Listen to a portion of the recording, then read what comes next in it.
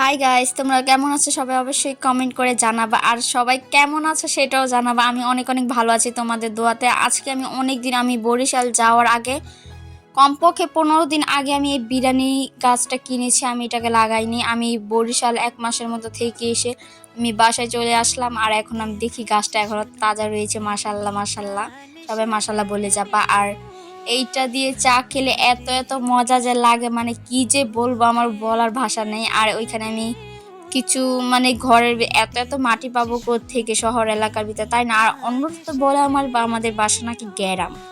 যাই হোক, গ্যারাম হলে মাটির এত কষ্ট করতাম না। তার জন্য মাটি মাটি কম দিয়ে যে ঘরে যে আবর্জনা ছিল, মানে সবজি কাটার ওইগুলাই দিয়ে আমি গাছটাকে বুনছি। আর উপরে কিছু গোবরে মাটি দিয়ে দিচ্ছি। আর আমাদের বাসাতে মেনলি যদি গ্রামে হতো অনেকটা সুবিধা হতো আমার জন্য। আমি গাছ লাগাতে অনেক অনেক পছন্দ করি, যারা আমাকে জানে।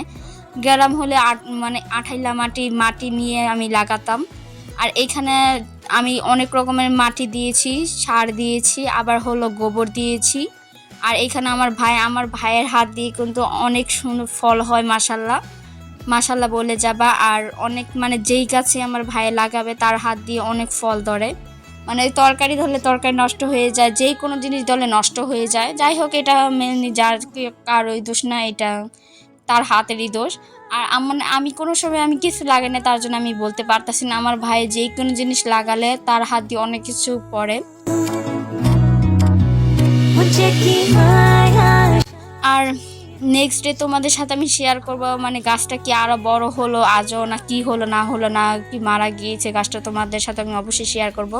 আর এইখানে আমি পুদিনা গাছ বুনবো রোজার জন্য। যাই হোক, তোমাদের এটাও কিছুদিন পরে ভিডিও শেয়ার করব। আজকের ভিডিওটা এই পর্যন্ত থাকুক। সবাইকে আল্লাহ হাফেজ।